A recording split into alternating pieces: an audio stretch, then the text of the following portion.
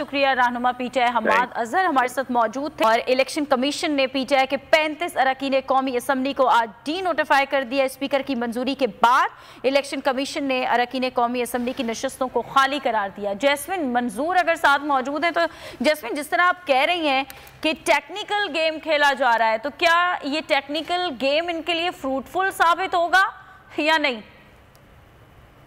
देखें, इनके लिए तो इस वक्त कोई भी चीज फ्रूटफुल साबित नहीं हो रही, बस ये सिर्फ टाइम गेन करने की कोशिश कर रहे हैं। क्योंकि टेक्निकली अगर ये 35 नशिस्तें अभी ले लेते हैं, उसके बाद ये कहेंगे जी, और फिर इलेक्शन कमीशन की भी एक मैलिफाइड किस्म की इंटेंट सामने नजर आई है। भाई, जब वो कह रहे थे तब आपने मंजूर नहीं किए, और उसके बाद सबसे बड़ा सवालिया निशान तो ये है कि जैसे मैंने हमाद साहब से पूछा और उन्होंने कहा ये बिल्कुल ठीक बात है, क्या ये इलेक्शन कमीशन ने पूछा स्पीकर साहब से कि या एक एक MNA आपके सामने आने के बाद उन्होंने अपना कंसेंट शो किया? ये सिर्फ इसलिए कर रहे हैं ताकि ये वापस असेंबली में आने का इनका रास्ता रोके।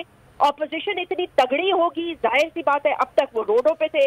अगर वो दोनों असेंबलियां फारिग करके नेशनल असेंबली में जाते हैं और इनके ऊपर प्रेशर डेवलप करते हैं, और आपको पता है बुशरा, मुत्तहिदा कौमी मूवमेंट पाकिस्तान के हालात इनके साथ पहले ही कुछ अच्छे नहीं है।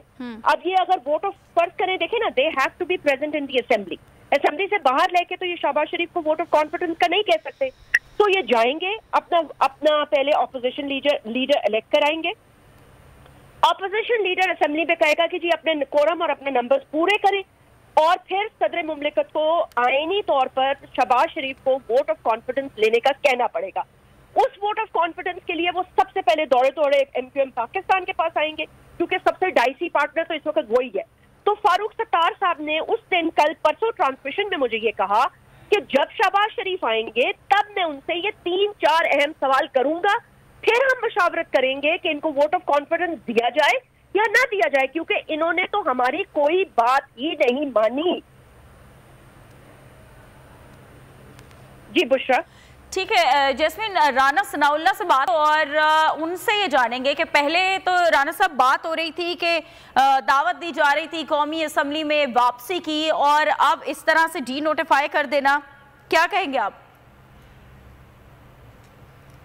नहीं तो ये आए वापस, जिनके इस्तीफे मंजूर नहीं हुए वो वापस आए, उनको वेलकम